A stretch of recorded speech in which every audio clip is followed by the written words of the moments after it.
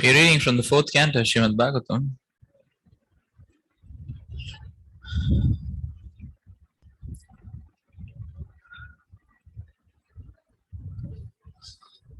This is chapter 24.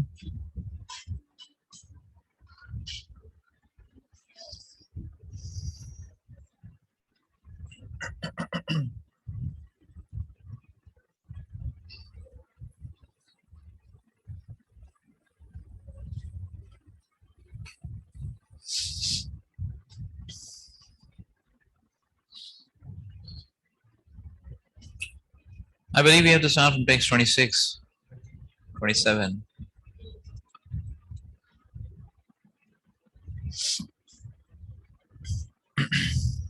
Shri Rudravacha Yuyam Vide Sadah Putra Viditam Vas Chikirsatam Anugrahaya Patramba Evam Me Darshanam Kritam. Lord Shiva said,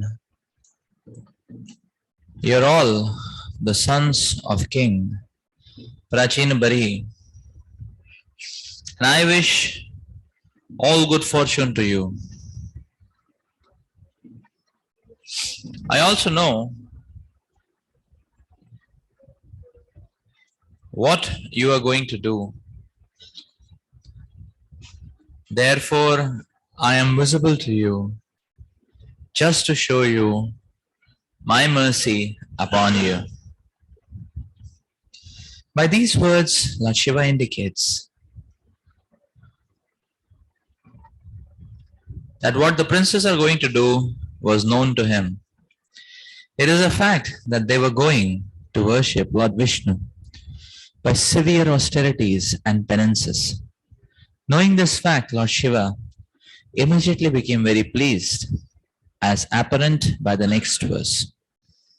This indicates that a person who is not yet a devotee of the Supreme Personality of Godhead, but who desires to serve the Supreme Lord, receives the benedictions of the demigods headed by the chief demigod, Lord Shiva.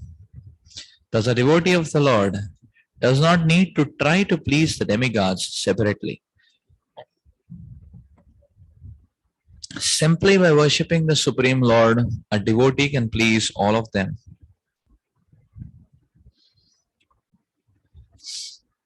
Nor does he have to ask the demigods for material benedictions, for the demigods, being pleased with the devotee, automatically offer him everything he needs. The demigods are servants of the Lord, and they are always prepared to help a devotee in all circumstances. Therefore, Srila Bilvamangal Thakur said that if one has unalloyed devotion for the Supreme Lord, the goddess of liberation is ready to serve him. To say nothing of the gods of material opulences.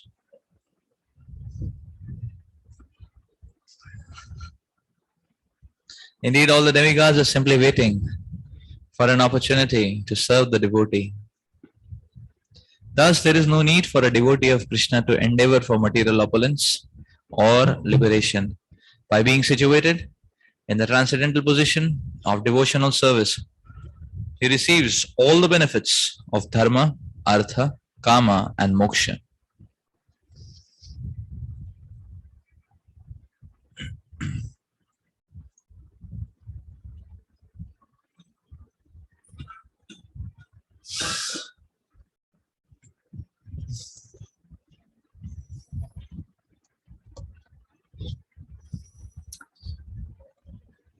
Srila Prabhupada explains the Pracetas were devotees but not yet fixed up.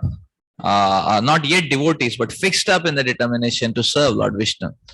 This is the criteria which pleases everyone, including the demigods. So the interesting point is the Pracetas did not do explicit tapasya to worship Lord Shiva. They were just steadfast in their determination that they want to serve the Supreme Lord Vishnu. And that determination and endeavor to steer the determination forward itself pleased Lord Shiva.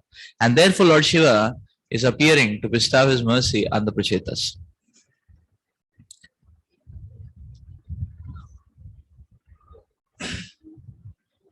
So therefore, and then Prabhupada goes on further to explain, rather, the demigods, the liberation, they are waiting to serve a devotee of the Lord. So one needs to only consolidate his determination to serve Krishna properly, and everything what is needed is going to come.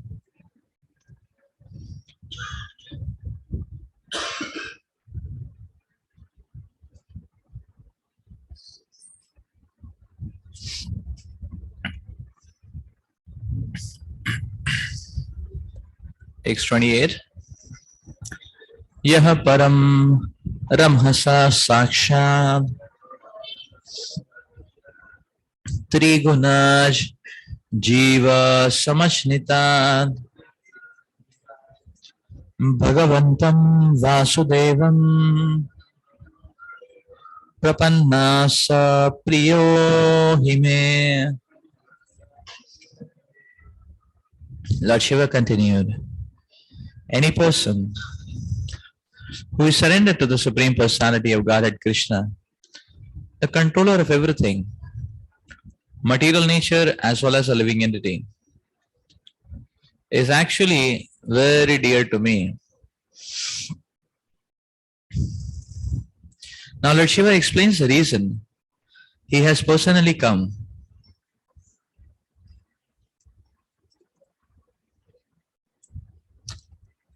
Before the princes. It is because all the princes are devotees of Lord Krishna. As stated in 719 Bhagavad Gita, Bahunam janmanamante jnanavan mam prapadyate vasudevam sarvamiti samahatma sudurlabham. After many births and deaths, he who is actually in knowledge surrenders unto me, knowing me to be the cause of all causes and all that is. Such a great soul is very rare. Lord Shiva is rarely seen by common men, and similarly a person who is fully surrendered into Vasudeva Krishna is also very rarely seen, because a person who is fully surrendered unto the Supreme Lord is very rare. Samahatma Sudurlabha. Consequently, Lord Shiva came especially to see the Pracetas because they were fully surrendered unto the Supreme Personality of Godhead, Vasudeva. Vasudeva is also mentioned in the beginning of Srimad Bhagwatam in the mantra Om Namo Bhagavate Vasudevaya. Since Vasudeva is the ultimate truth, Lord Shiva openly proclaims that one who is a devotee of Lord Vasudeva is surrendered, who is surrendered to Lord Krishna is actually very dear to him. Lord Vasudeva Krishna is not worshipable, is worshipable not only by ordinary living entities, but by demigods like Lord Shiva, Lord Brahma and others. Yam Brahma Varunendra Rudramarutah Stuvanti Divyestave. Krishna is worshipped by Lord Brahma, Lord Shiva, Varuna, Indra, Chandra and all other demigods. That is also the situation with the devotee. Indeed, one who takes to Krishna consciousness immediately becomes very dear to anyone who is simply finding out and beginning to understand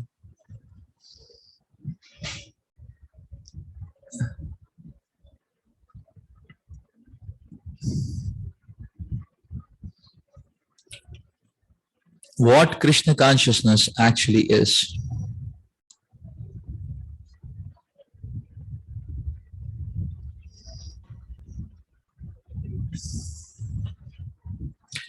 Similarly, all the demigods are also trying to find out who is actually surrendered to Lord Vasudeva, because the Pracheta princes were surrendered to Lord Vasudeva. Lord Shiva willingly came forth to see them. Lord Vasudev or Krishna is described in Bhagavad Gita as Purushottama. Actually, he is the enjoyer, Purusha, and the supreme, Uttama, as well. He is the enjoyer of everything, the Prakriti and the Purusha.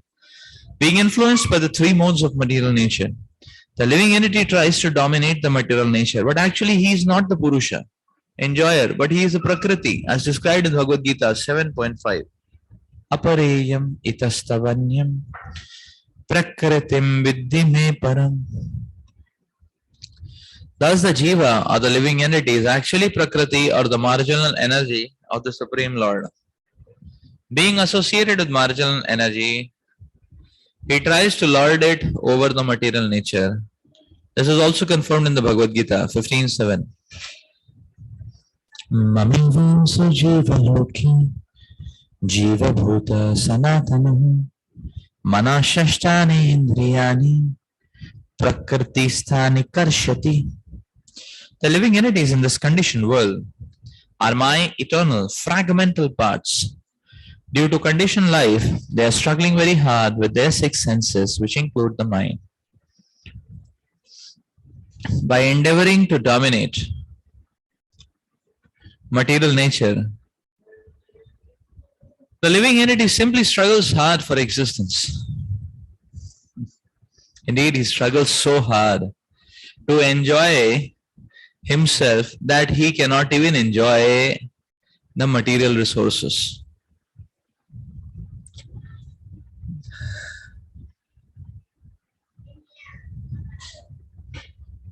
Thus, he is sometimes called Prakriti or Jiva, for he is situated in the marginal potency. When the living entity is covered with the three modes of material nature, he is called Jiva Samashnitaha. There are two kinds of living entities. One is called Shara and the other is called Akshara. Shara refers to those who have fallen down and become conditioned, and Akshara refers to those who are not conditioned. The vast majority of living entities live in the spiritual world and are called Akshara. They are in the position of Brahman, pure spiritual existence.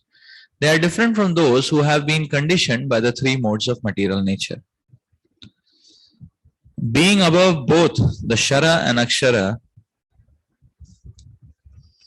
Vasudev, Lord Krishna, is described in Bhagavad Gita 15:18 as Purushottama. The impersonalists may say that Vasudev is the impersonal Brahman, but actually the impersonal Brahman is subordinate to Krishna, which is confirmed in Bhagavad Gita 14:27. Brahmano hi pratisthaham.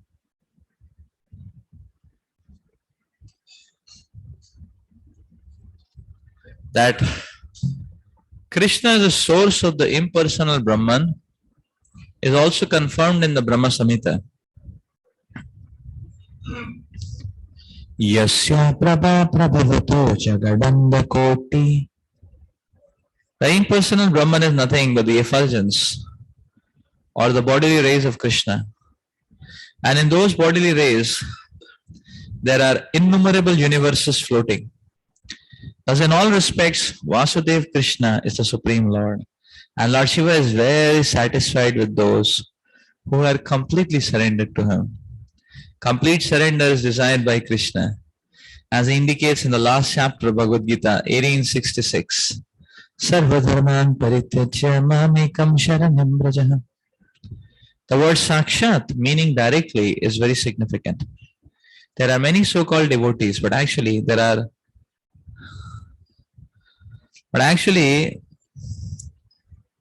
only karmis and jnanis, for they are not directly devotees of Lord Krishna. The karmis sometimes offer the results of their activities to Lord Vasudev, and this offering is called as karmarpanam. These are considered to be fruitive activities, for the karmis considered Lord Vishnu to be one of the demigods like Lord Shiva and Lord Brahma. Because they consider Lord Vishnu to be on the same level with the demigods, they contend that surrendering to the demigods is as good as surrendering unto Vasudeva. This contention is denied herein, because if it is true, or if it were true, Lord Shiva would have said, that surrender unto him, Lord Vasudev, Vishnu, or Brahma is the same. However, Lord Shiva does not say this because he himself surrenders unto Vasudeva. And whoever else surrenders unto Vasudeva is very, very dear to him. This is expressed herein openly. The conclusion is that a devotee of Lord Shiva is not dear to Lord Shiva, but a devotee of Lord Krishna is very dear to Lord Shiva.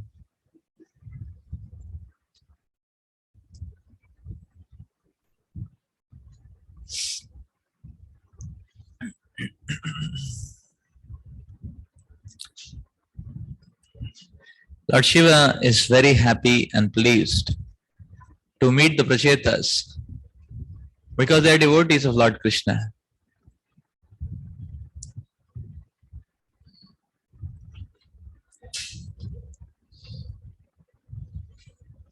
Now this is very interesting. The Pracetas have just started their journey. And Lord Shiva is telling that because you are completely surrendered to Lord Krishna and Vasudeva, and you are very dear to me. Now Pracetas are not accomplished in their worship of Lord Vishnu. Rather, Lord Shiva is going to give them directions how to do that.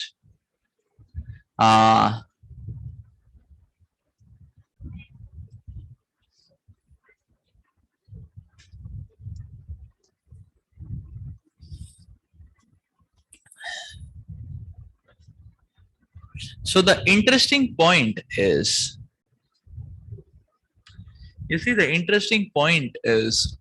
that, so how are the Pracetas completely surrendered to Lord Vishnu? Now, they have not yet started worshipping. They are only trying to find a suitable place. And they happen to come to Kailash in the search of a suitable place to start their worship. But from the description, it is clear that they had a decision or they had decided to worship Lord Vishnu. This is something what we understand from the Acharyas now, that from the description, that the Pracetas had were fully decided that they want to worship Lord Vishnu. So they are just about to kickstart the worship of Lord Vishnu, and Lord Shiva comes to give us blessings. Now, so the interesting point here is that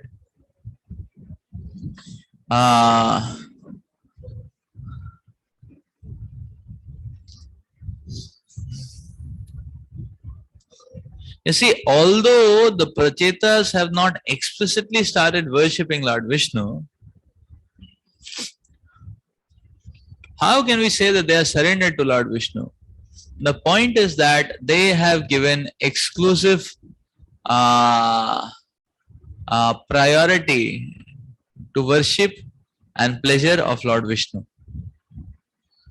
And because they have embarked or they have started their mission to explicitly serve and please Lord Vishnu, in that context, their surrender to Lord Vishnu is already accepted. That's the point. Is it not? So they have already given the topmost priority of their lives to worship Lord Vishnu and please Lord Vishnu by putting aside everything else from their lives and making this as a prime and the supreme objective goal. And because they have already started on that, their surrender is already accepted and declared. So spiritual departments processing is very fast. It's not like government departments. So they have just started their journey on surrender, but their surrender is being accepted. So much so that Lord Vishnu has started reciprocating also.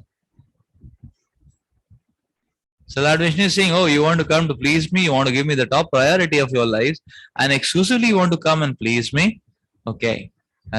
I accept this. And Lord Vishnu has already started reciprocating by Guru Krishna Prasade Paya Bhakti Lata Bij, by inspiring Lord Shiva to be present and help out the Pracetas. Isn't it interesting? Guru Krishna Prasade Paya Bhakti Lata Bij. By the mercy of Krishna, the Guru comes in one's life, who can teach him how to actually go to Krishna. So Lord Shiva has come at the beconning of the Supreme Personality of Godhead, is it not?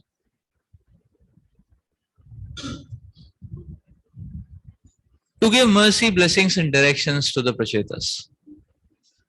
Srila Prabhupada is speaking in the purport very interestingly that uh, not only the demigods are very pleased when someone tries to serve Lord Vishnu, but actually the demigods are seeking.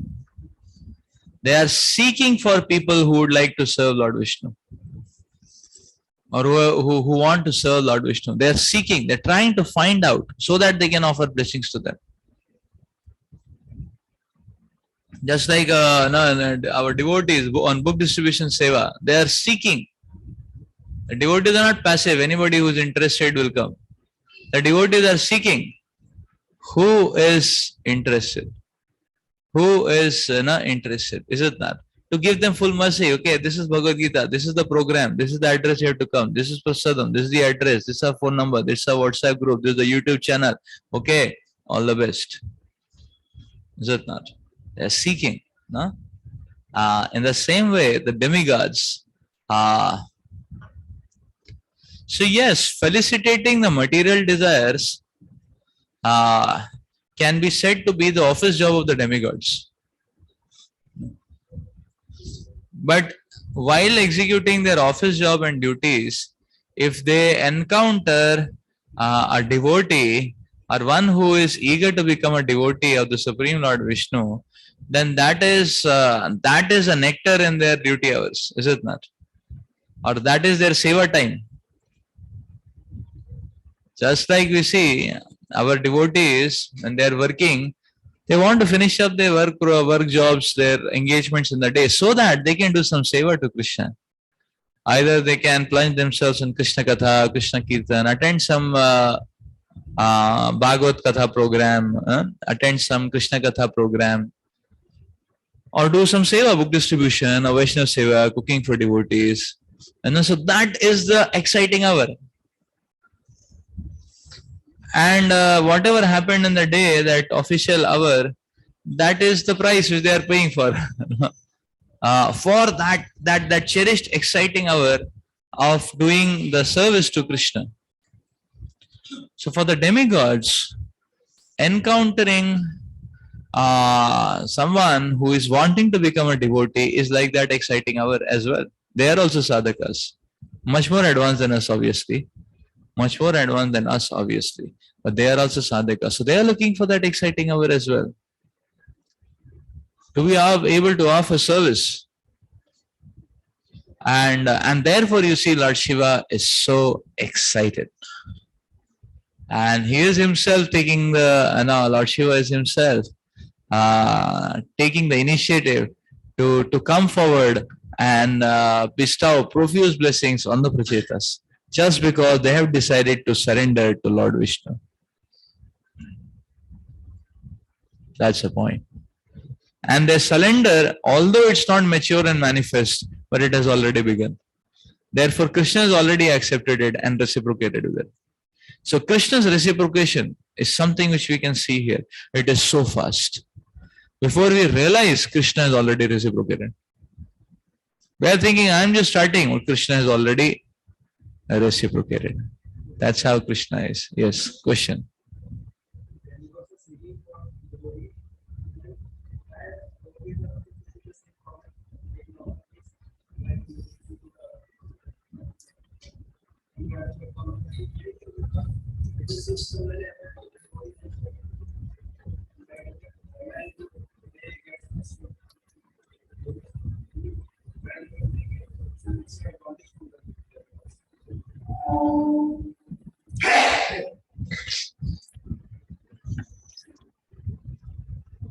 Okay, so question is, if demigods are pleased with devotees, why they do not offer an extra advantage?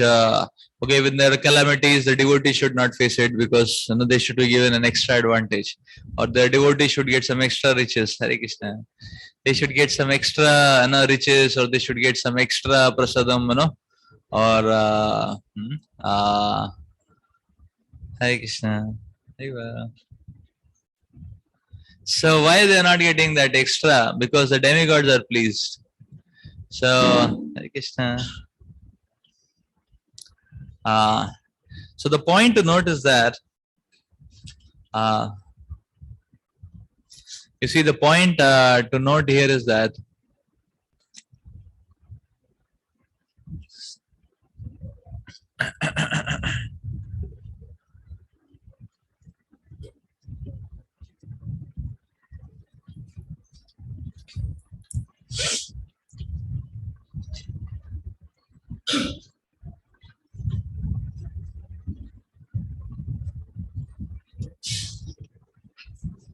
the demigods will not interfere in the purification process of the living entity, of the sadhaka. So that is the point. The demigods do not interfere and will not interfere in the purification process of a sadhaka. So how a sadhaka is going to advance is decided. According to his conditioning and karma, he is going to get a fixed set of karma. Already that karma is minimized and modified by the Supreme Lord. Already that karma is minimized and modified. That point has already happened. Now why extra? Why extra has to be expected like that? So why extra has to be expected? So the point is that now if we say, why don't demigods do that? Because demigods will follow what Lord Krishna wants, and Lord Krishna doesn't want this. And Lord Krishna has already minimized. Whatever is coming in a devotee's life is actually a token. Is actually a token. Now what more is expected? What more is expected? Is it not? So this kind of approach is not going to be a healthy approach. Is not going to be a healthy approach, because if this is allowed, then the practicing devotee, it will not be healthy for the practicing devotee. Rather, it will be detrimental to his Krishna consciousness, and therefore the demigods are not going to do that. So you see, just like saying that, okay, Srila Prabhupada made every single ISKCON temple as financially autonomous. Many times, even within the same temple, many departments are financially autonomous. That means what? The responsibility of the finances for all the services of that unit or department belongs or is there upon the devotees who are steering it. Even 50 paisa of help is not going to come. Even 50 paisa of help is not going to come. Is it a good policy or bad policy? This is the best policy. This is the best policy. Because now I say, no, why ISKCON Jew, ISKCON Delhi, they are very rich. Why don't they give funds to ISKCON Calcutta? No, we are struggling so much. If they give funds to ISKCON Calcutta devotees will not be able to sustain their Krishna consciousness. Because they will get used to and addicted to a comfortable and luxurious life, and they will eat, sleep and fall down, as Srila Prabhupada would say. They will simply eat, they will simply sleep, and they will fall down in a grand royal style. And that whole luxurious or building community temple will be simply a place for crows and pigeons. And in India there are dogs as well.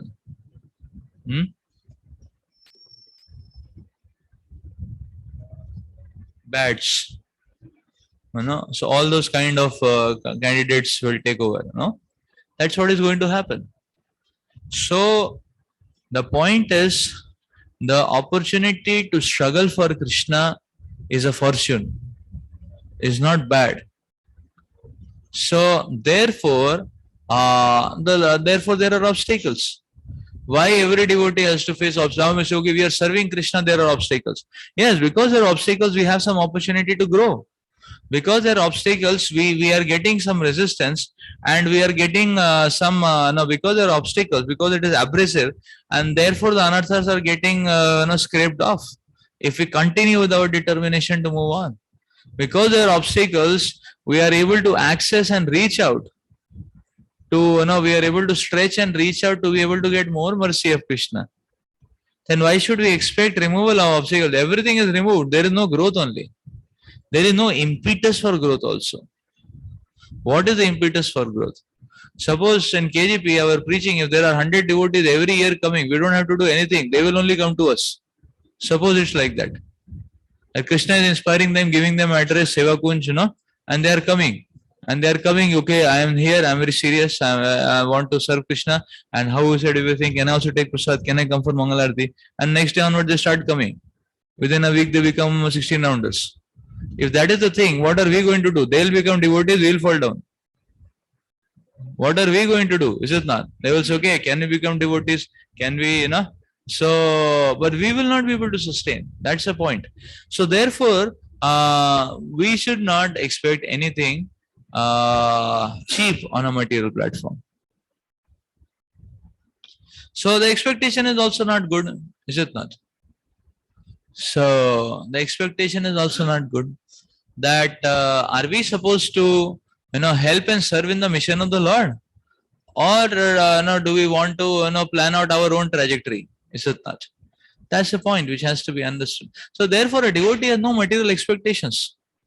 But the demigods are eager to help and serve a devotee and bless him on the spiritual platform. That's the point. They are ready to help and bless on a spiritual platform. Like we go to any ISKCON senior devotee, if he asks for blessings, they will give, genuinely. If he asks for some advice, they will give. If he asks for some vision, they will give. If he asks for some question, they will answer. Or he say, okay, you are very accomplished, Maharaja. Why don't you give me 1 lakh rupees, for service? They will not give. Very simple. Why? To help us. Because to help us. Materially, they will not give. So when we struggle, we develop love for Krishna. When we don't struggle, where is the love? The love for Krishna is not present in our hearts. We have to dig it deep. No, it has to be dug deeper actually. It is not present. We have to dig it. We have to fluff it. So that will require struggle. And the opportunity to struggle for Krishna, Srila Bhaktivinoda Thakur explains, is a great blessing. And we should not try to cut corners and run away from it. Okay, ultimately, at some point of time, Krishna will give opportunities, even for a material position. But we leave it to Krishna's desire. Not that we demand. Not that we demand.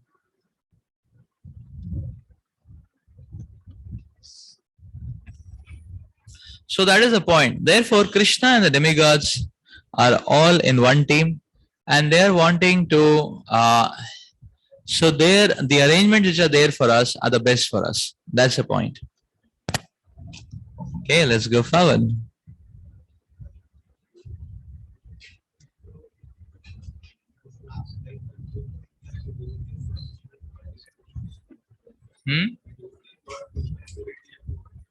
Yes.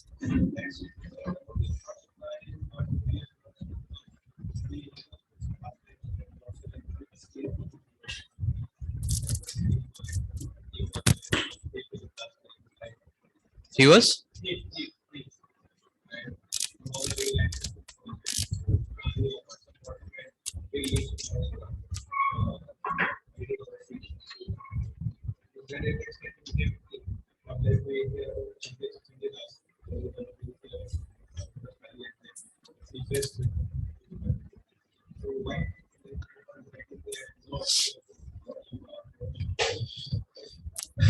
Yeah. So the last line of the purport, previous purport, is said that a devotee of Lord Shiva is not so dear to Lord Shiva, but a devotee of Lord Krishna is very dear to him. Yeah. So why is this statement coming? And what does the statement actually mean? See, this is a relative contrasting statement. With respect to a devotee of Lord Krishna, a devotee of Lord Shiva will be has a lower position. That's what it says. That's all. This is first thing. So if you say, okay, devotee of Lord Shiva, devotee of Lord Krishna, whom will Lord Shiva cater to? A devotee of Lord Krishna. So if it is both like that, then a devotee of Lord Krishna will be catered to. That's the point here. The second point, which is true here,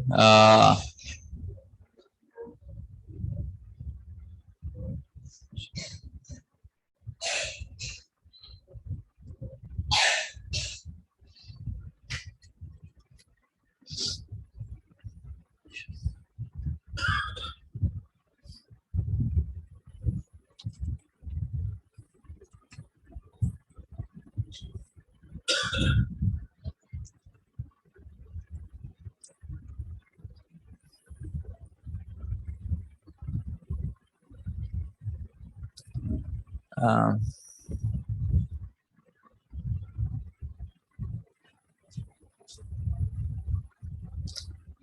the second point which is true here,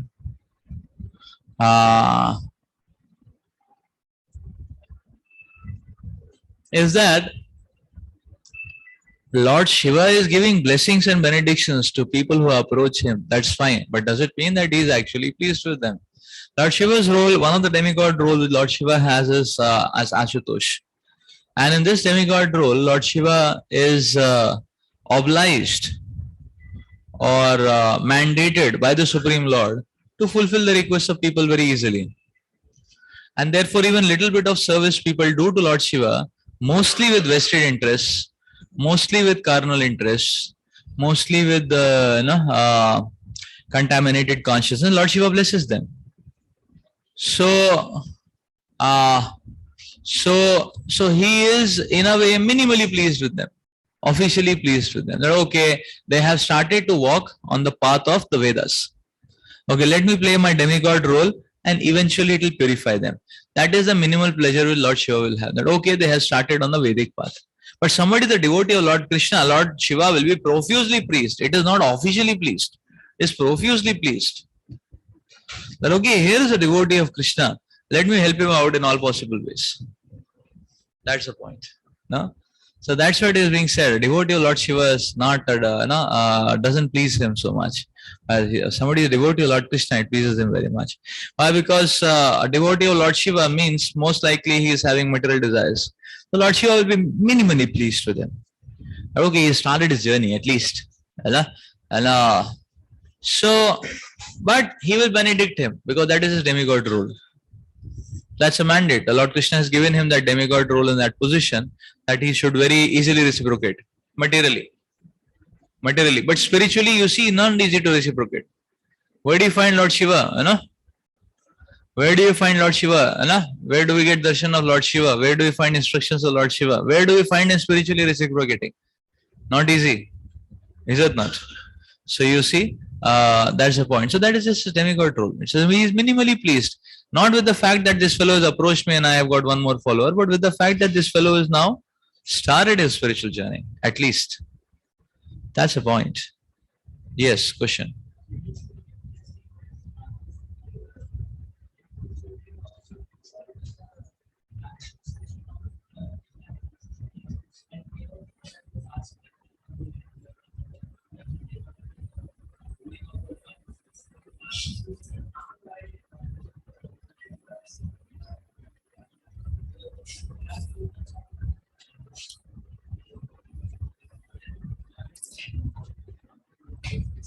Yeah.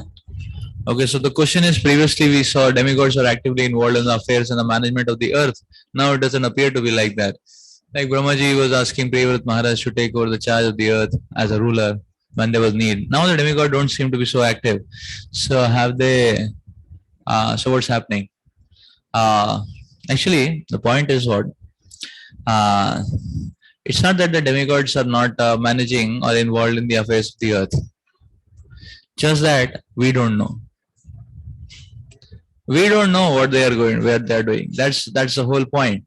How do we know the previously demigods are very active and involved? We are getting to know from the scriptures. Is it not? Like that. But the scriptures are not spoken from the perspective of a Martya Loka human being.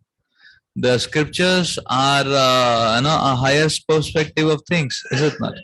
So that means, so even Vyasadeva, who is documenting the Srimad Bhagwatam and releasing the Bhagwatam, what we need, even Vyasadeva is a celestial being. Means he's a highly empowered Shaktavesh avatar. So he's not a Martya human being either. Is it not?